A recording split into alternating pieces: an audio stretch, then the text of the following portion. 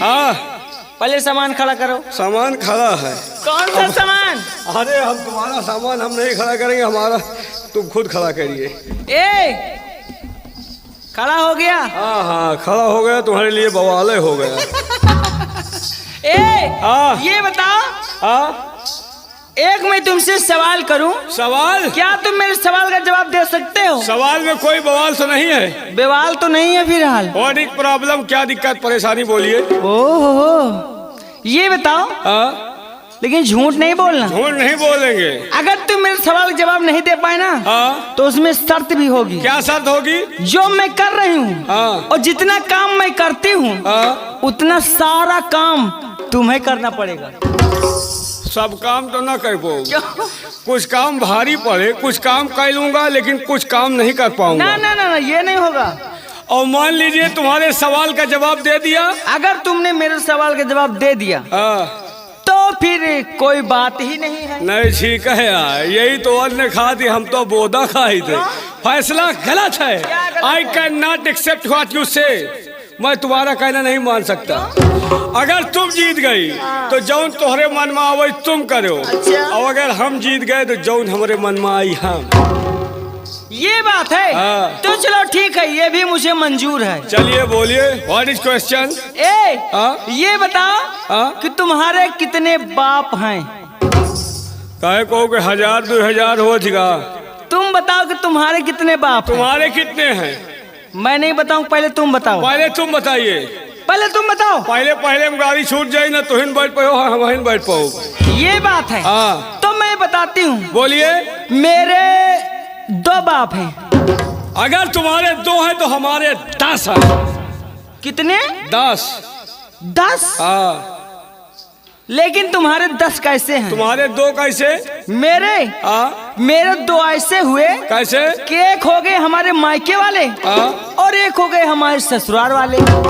लेकिन तुम बताओ बेटा कि तुम्हारे 10 कैसे हुए? यार हमका तो फंसा दिया। 1 2 हो तो लहार दे, हवा में 10 का ही डावा है। लेकिन हम 10 बाप के हैं। कैसे? हम रावण के लगा नहीं। क्या? 10 मूला रावण।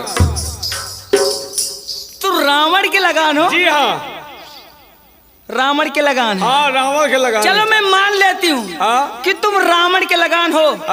लेकिन उसमें एक सर गधे का भी था। असली बाप हमार गधा हवाया है।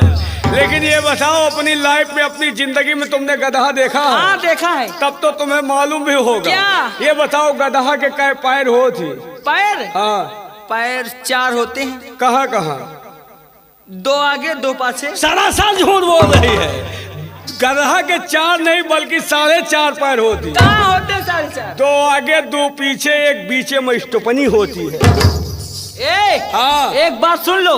मैं तुमसे हारने वाली नहीं हूँ। हम कहाँ हारे वाले? मैं कोई ऐसी वैसी लड़की नहीं हूँ। हम भी ऐसे वैसे लवंडा नहीं हूँ। गंगा कैसेट में काम कर रहा हूँ। लवंडे मैं भी वही काम करती हूँ। हाँ तो तुम नीचे रहे हो, हम ऊपर रहेंगे। वही मैं तुमको नीचे करूँगा, मैं ऊपर रहूँगा। चाहे तुम नीचे रहो चाहे हम नीचे रहो, मजा हम वही का है।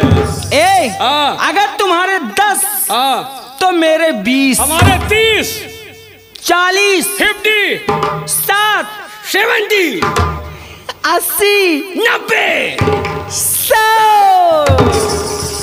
अब बोलो बेटा कहाँ जाओगे? कहूँ न जाओ अम्मा, ये रहा दिल्ली में गंगा कैसेट में।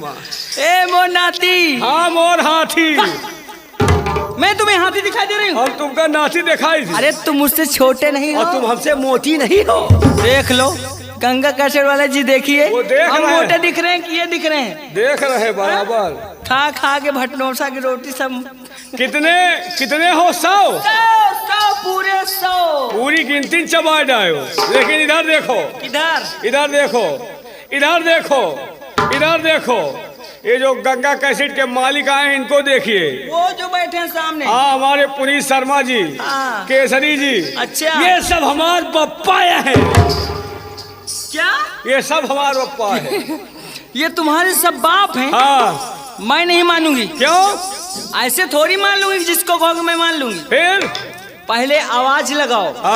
अगर ये लोग बोलेंगे तब मैं मान जाऊंगी तुम्हारे बाप हैं। अच्छा अगर न बोले तो नहीं मानूंगी। बोल दिया हो यार, को लड़का बच्चा नहीं बनाई, जौन बनाई जी हमारा आत्मा जाना था। नहीं बोलेंगे तो इसका मतलब कहीं बप्पा मेवा हरो तो बोल दियो भाई, पहाड़ गरमा रहा है कहो जो। एक बार तुम लोग भी बोल देना, को लड़का बच्चा नहीं बनाई, जौन बनाई थी हमारा आत्मा जाना था। हम कहीं बप्पा तुम सब कहो वो, और वो कहो नहीं कि इनका हुला नहीं।